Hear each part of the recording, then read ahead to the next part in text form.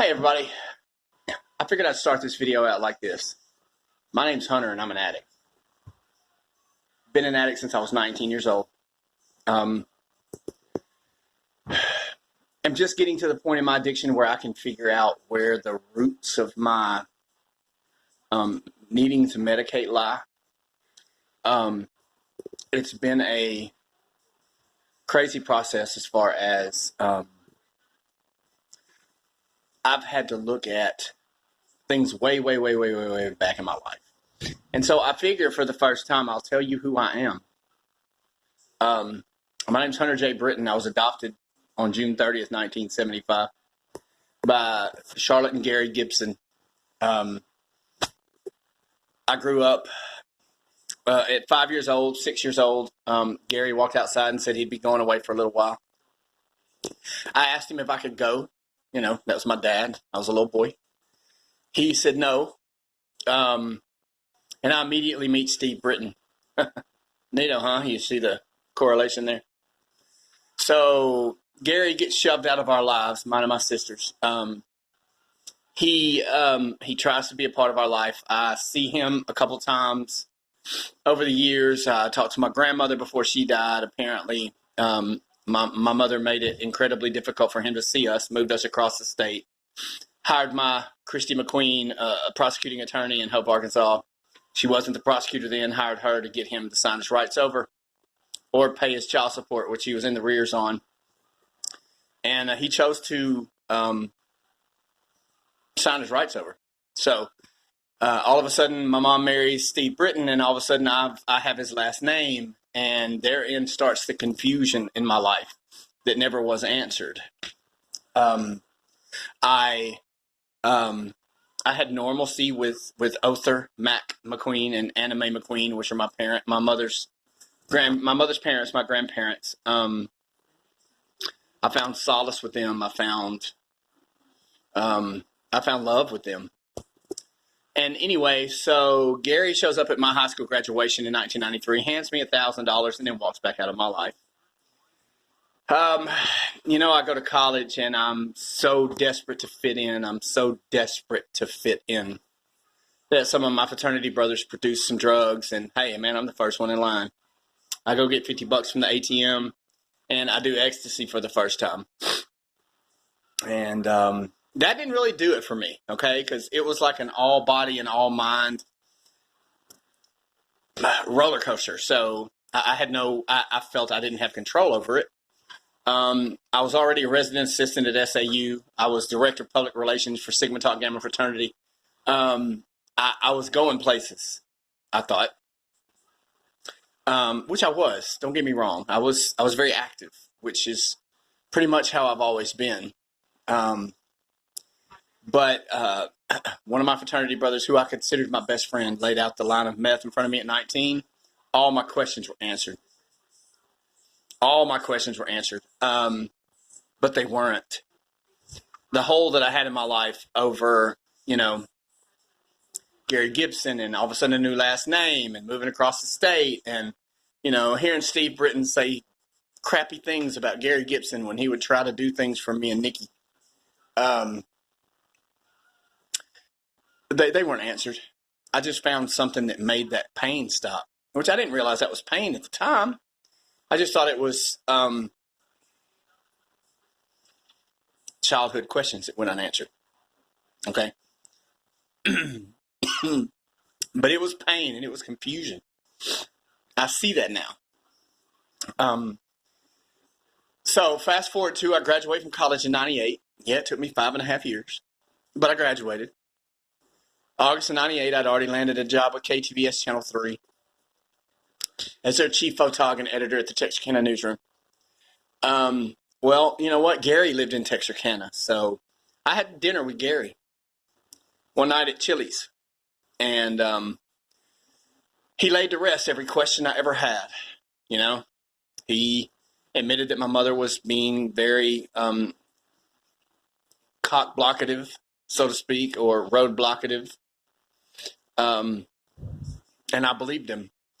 He explained the whole story to me, and We hugged. I said, I love you, Dad. And he said, I love you, son. And then fast forward a few years later to 2012, and Charlotte throws the obituary at me and says, Gary died. That's how I found out he died. Oh, and by the way, his parents had died, my grandparents, and my mom told me after they were both dead, so I work at Channel 3. I do that for a few years. I go to nursing school after Channel 3 because that's what I originally went to SAU for. But then I found drugs and partying, so I was like, let's get an easier degree than nursing, shall we? So we did. And I go to nursing school. I'm topping my class. I'm doing the deal. The dean of the nursing program pulls me in her office. She rips up my sleeve and sees the bruises, and she's like, you're going to be one of the best damn nurses I've ever seen, but you got to quit that stuff. So I started shooting up in my ankle. Graduated, top of my class, got my license, moved to Amarillo, became an LVN3, which is an RN who can do, I did everything an RN could do as an LPN.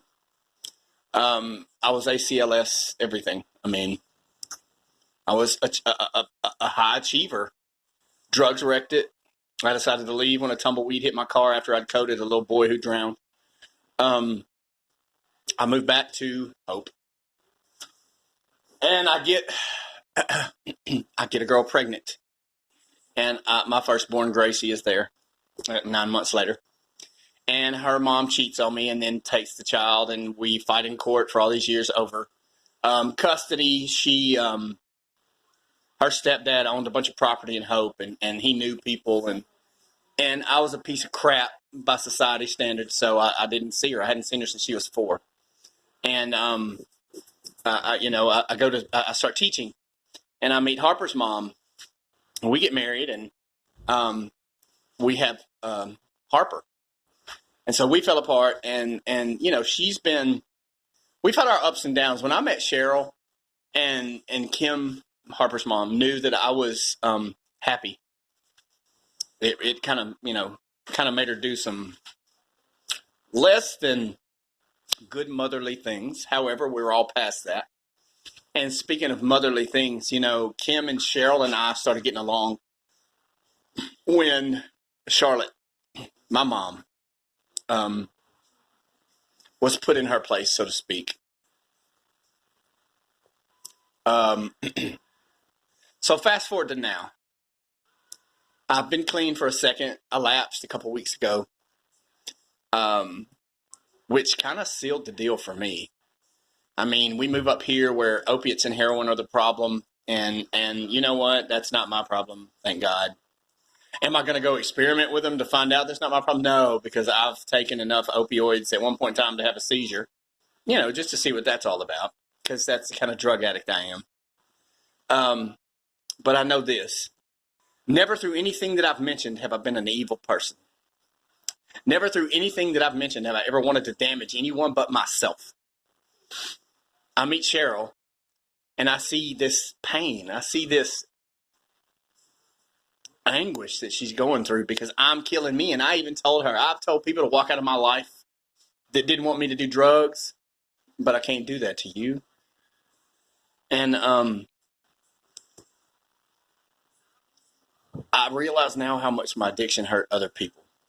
Her mom, Becky, my mother-in-law, my mother, she has stepped up and been a mother to me in ways that I never thought I would ever. I never thought moms, I didn't know moms were supposed to love like that, unconditionally. If you do what I say, I love you. If you don't do what I say, well, then there we go. It's kind of how I was raised, unfortunately. Before when we were leaving, I reached out to my mother and I said, hey, it really hurts me that you came and got all this crap of Harper's. You never once knocked on the door or anything. And she gave me the perfect narcissistic answer. Well, I know you hate me. I wanted a hug, but, come on. Guys, that's kind of a Cliff's Notes version of my life. And I wanted you to understand where I come from so you can understand where I'm coming from. So now we're at almost 10 minutes on this video, and I know it's probably going to be hard for some of you to watch. So I'm going to cut this short, but I felt like, I've uploaded all these videos, and talked about drugs and I've talked about all these other things. I've never really talked about where it came from me. So I just wanted to let you know I'm in New Hampshire. It's snowy. It's beautiful. It's awesome. We're having a great time. Um, my demon's quiet. It's quiet. It's making no more noise after we had our little dialogue a couple weeks ago, because I'm afraid that the God-given human love, affection, forgiveness, it's finally made my addiction realize that it has no more power. Am I going to take that for granted and do things that will lead that thing to crash out of its cage in my head? No. However, I think it's got a chain and a lock on it now that's never had before. So I love you all. It's a great day to be sober. It's a great day to be alive. It's a great day to be alive and sober. And talk to you soon.